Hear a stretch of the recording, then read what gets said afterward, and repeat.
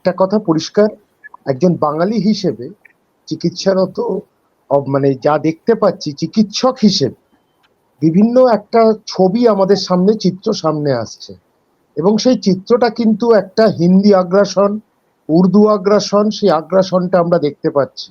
এবং দেখার মধ্যে যেটা দেখতে পাচ্ছি, বেসরকারি জায়গায়, ঠিক আছে বেসরকারি মালিকানা হয়তো একজনের হাতে, কিন্তু বাঙালিকে কাজ করিয়ে মাথার উপর যে সিদ্ধান্ত বা মাথার উপর যে কাজগুলো হয়, সেখানে বাঙালিরা কিন্তু ব্রাত্য হয়ে আছে। এই জায়গাগুলো আপনি কিছু নির্দিষ্ট জায়গায় যান বাংলায় বা কলকাতায় মধ্যে, সেখানে তারা হিন্দি ছাড়া কিছু জানে না, তারা বাংলা বোঝে না। তারা বাঙালি যারা ক্রেতা, তারা গিয়ে কিনতে গেলে হিন্দিতে তাদের বোঝাতে হচ্ছে। এই জিনিসটা উদ্বেগজনক, এবং রাজনৈতিক চেতনার অভাব, সেটা কিন্তু আমরা প্রতি মুহূর্তে বুঝতে পারছি। আমি কোনো রাজনৈতিক দলকে দোষারোপ করছি না, আমি একটাই বলবো, তাদেরও চেতনার অভাব। এই চেতনার অভাব থেকেই মানুষের মধ্যে বাংলা ভাষা বা বাঙালিকে যে শক্তিটা দেওয়ার, যে একটা জায়গায় তাদের নিজের জায়গা, হ্যাঁ নিশ্চয়ই এটা ফেডারেল স্ট্রাকচার রয়েছে, কিন্তু আজকে বাঙালিরা বাইরে গিয়ে থাকছে, সেখানে গিয়ে বাঙালিরা কিন্তু কোনো অসুবিধার মধ্যে ফেলছে না আরেক জাতিকে, কিন্তু অন্য জায়গায় এসেই, এবং কিছু জায়গায় আপনি যদি দেখেন রাজনৈতিক চিত্রটা পরিবর্তন হয়েছে। একটা জায়গা যেখানে ব্রাহ্মণদের জায়গা, যেখানে পূজারীদের জায়গা, সেটাতে এখন প্রায় প্রত্যেক দিন অহরহ আপনি খালি গুলির আওয়াজ শুনবেন, বন্দুকের আওয়াজ শুনবেন, বোমার আওয়াজ শুনবেন, এই খবরগুলো আসছে। তো এই যে ডেমোগ্রাফি যে বদলাচ্ছে, এটা নিয়ে বিন্দুমাত্র সন্দেহ নেই। একজন বাঙালি হিসেবে যতটা এগোনো যায়, করা যায়, বাঙালির পাশে থাকা যায়, সেই জায়গায় কিন্তু আমাদের পৌঁছতে হবে। আমাদের নিজের জায়গা বাংলা, সেইটাকে পবিত্র করতে, তার সংস্কৃতিকে ধরে রাখতে যতটা লড়াই দেওয়া সম্ভব সেটা করতে হবে। এবং সেটা একটা কথা স্পষ্ট করে আমি যেটা বলি, ও করে দেবে সেটা নয়, আমরা করব, বা আমাকেও নামতে হবে। একটা কথা, জাতিভেদ ভুলে যেতে হবে। আজকে বাঙালি মুসলমানদের অবদান কিন্তু কম নয় বাংলার জন্য, সেটাকে ভুলিয়ে দেওয়া হচ্ছে একটা মুসলমান বলে। বাঙালি হিন্দু হলেই বাংলাদেশি এসে যাচ্ছে, বাঙালি মুসলমানকেও বাংলাদেশি, মানে বাংলা বললে বাংলাদেশি। এই অসুবিধাগুলো বিভিন্ন জায়গায় হচ্ছে। দক্ষিণ ভারত আরো বেশি, তাদের রাজনৈতিক চেতনাটা আরেকটু বেশি, তারা সে কারণে একত্রিত হয়ে আজকে তারা এই বার্তাগুলো দিচ্ছে যে আগে আমাদের ভাষা, আগে আমাদের সংস্কৃতি, তারপরে আমরা বাইরের যা যা সংস্কৃতি আপন করতে পারবো। কিন্তু তামিলনাড়ু কিন্তু অসুবিধায় আছে, সেখানেও হিন্দি আগ্রাসন খানিকটা হয়েছে। আজকে ওরা সেখানে, ওদের প্রতিক্রিয়াটা অনেক তীব্র, আমাদের প্রতিক্রিয়াটা অনেক কম। এই তীব্রতা যতক্ষণ না বাড়বে, ততক্ষণ কিন্তু বাঙালিরা অসুবিধায় থাকবে, বাঙালিরা কিন্তু একটা কোনায় চলে যাবেন, বাঙালিরা পর্যদুস্ত হবেন, অপমানিত হবেন। মেট্রোয় যা ঘটলো, এ ঘটনা কিন্তু অহরহ ঘটবে। কেউ সেটাকে রেকর্ড করেছেন বলে আজকে জানতে পেরেছি, আজ যদি রেকর্ড না করতো, মাথা নিচু করে ওই অপমান সহ্য করে মেট্রো থেকে বেরিয়ে এসে নিজের ঘরে পৌঁছে যেত। এটাই বাংলার এখন সব থেকে বড় খারাপ জায়গা বলবো, দুর্দশা বলবো। আজকে বিশ্বজনীন গল্প করলে হবে না, আমাদের মাটিতে আমরা যদি পরজীবী হয়ে যাই, সেটা কিন্তু অত্যন্ত বেদনার, অত্যন্ত দুঃখের এবং অত্যন্ত ভয়ঙ্কর হয়। সৃষ্টিশীল ব্যবহারিক বিষয় নিশ্চয়ই একটা আছে। এইবার হচ্ছে, রাজনীতি ছাড়া ভারতবর্ষে একটা সমস্যা আছে। সমস্যাটা হচ্ছে, রাজনীতি যে জোটটা, যে শক্তিটা দিতে পারে, সেটা সাধারণ মানুষ হিসেবে আমার কথা কেউ শুনবে না। এটাও কিন্তু ঘটনা। আন্দোলন একটা জিনিস, কিন্তু আন্দোলনটা আবার আস্তে আস্তে কিন্তু ক্ষয়িষ্ণু হবে, তখন কিন্তু আমার শোনার জন্য কেউ থাকবে না।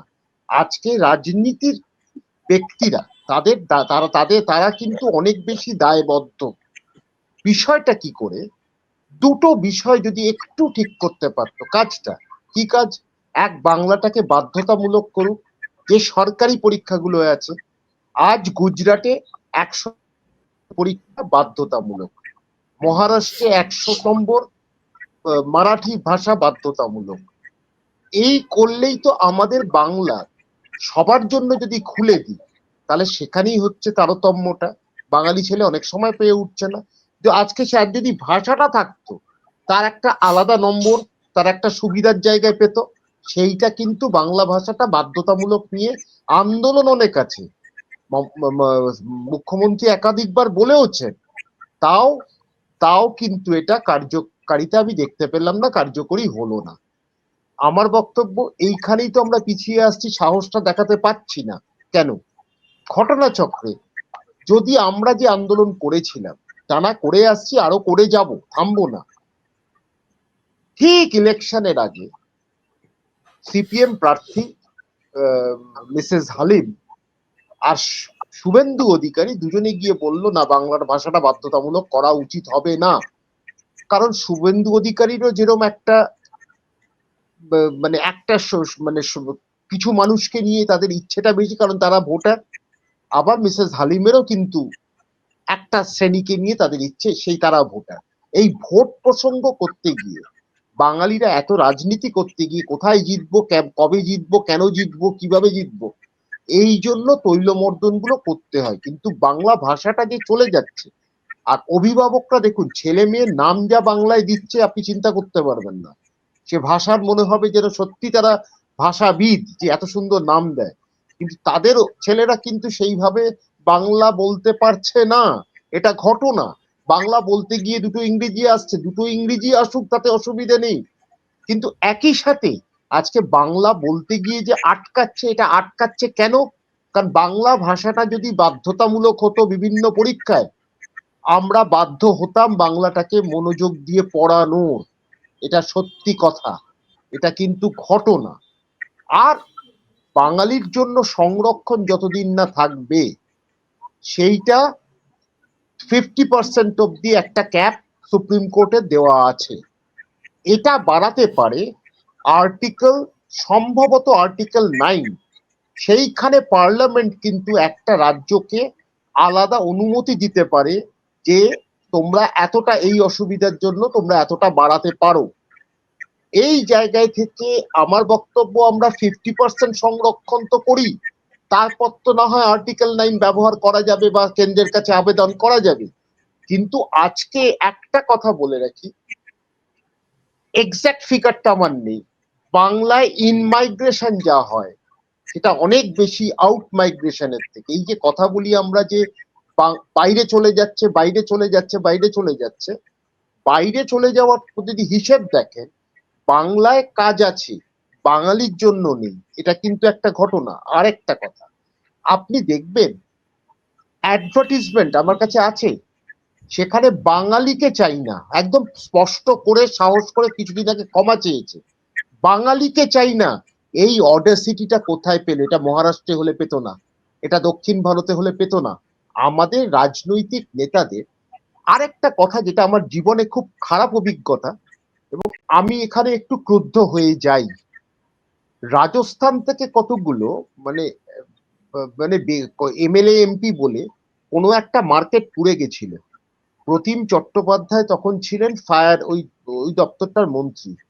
রাইটার্স, আমার মনে হয় সুদীপ্ত বাবু, অনিদা আছেন, দুজনেরই মনে থাকার কথা, যে রাইটার্স এর সামনে প্রতিম চট্টোপাধ্যায়কে একটা বিশ্রী ভাষায়, ইংরেজি এবং বাংলায় বিশ্রী ভাবে অপমান করেছিল। এই সাহসটা কোনো বাঙালি মন্ত্রীর রাজস্থান অ্যাসেম্বলিতে গিয়ে হবে, বা রাজস্থান যেখানে গিয়ে গভর্নমেন্টের কাজ হয় সেটা হবে? এই জায়গাটা, এই যে ওদের আমরা, এই সাহসটা দেওয়ার কোনো দরকার ছিল না। আমরাই নিজেরা দোষী কিছু ক্ষেত্রে। আজকে বলুন তো, ইডেন গার্ডেন্সে মানে সে কি বাঙালি ছিল? না সে ইডেন গার্ডেন্সটাকে দারুণ করেছিল?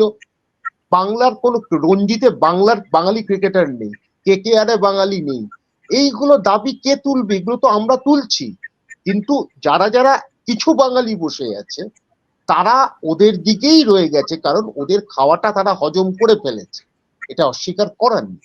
কিন্তু এই দাবিগুলো দুটো করলে, সংরক্ষণ আর যদি বাংলা ভাষা বাধ্যতামূলক করতে পারি, আমি মনে করি অনেকটা জায়গায় কিন্তু কাজটা আমরা সফল হতে পারবো।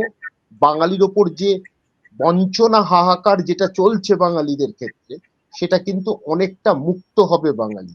এই লড়াইয়ে রাজনৈতিক দলকে এগিয়ে আসতে হবে, এবং আগামী দিন আজকে অনিদা আছেন, সুদীপ্ত বাবু, এবং আপনারা এটা নিয়ে আলোচনা করছেন।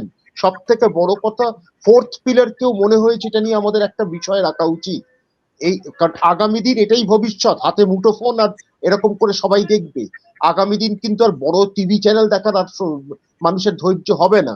সেইখানে এই বিষয়গুলো যখন একটার পর একটা উঠে আসছে মিডিয়ার ক্ষেত্রে, সেই জায়গায় পরিষ্কার যে জাতীয়তা, বাঙালি জাতীয়তাবাদী আন্দোলন শুরু হয়েছে। বাঙালিয়া জাতীয়তাবাদী আন্দোলন কিন্তু আজ থেকে শুরু হয়নি, শুরু স্বাধীনতার পর থেকে।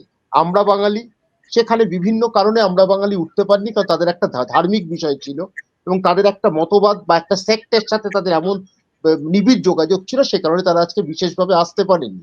2 নম্বর, নবজাগরণ হয়েছে, এটা তো অস্বীকার করে। নবজাগরণও তো একটা প্রচেষ্টা হয়েছিল, সুদীপ্ত বাবু আরো বেশি জানবেন, অনিতা অনেক বেশি জানবেন, আপনিও জানেন।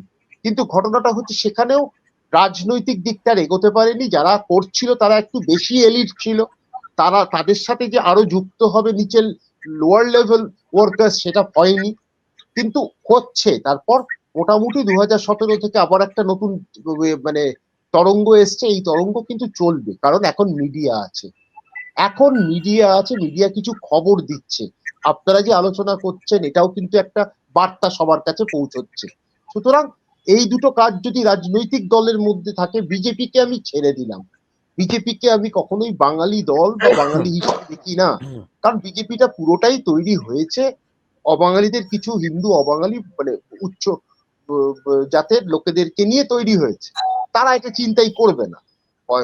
কিন্তু বাকি যে দল, তাদের কিন্তু ভাবা উচিত আগামী দিনে আমাদের বাঙালি অস্মিতাকে রাখা, বাঙালি গর্বটাকে ধরে রাখা, বাঙালি এমএলএ এমপি থাকা, সেইটা কিন্তু প্রয়োজন আছে। কিন্তু এরকম অনেক বাঙালি অবাঙালি পলিটিশিয়ান আছে যারা বাংলা, জ্ঞান সিং সোহন পাল পরিষ্কার বাংলা বলতেন, অস্বীকার তো করার নেই।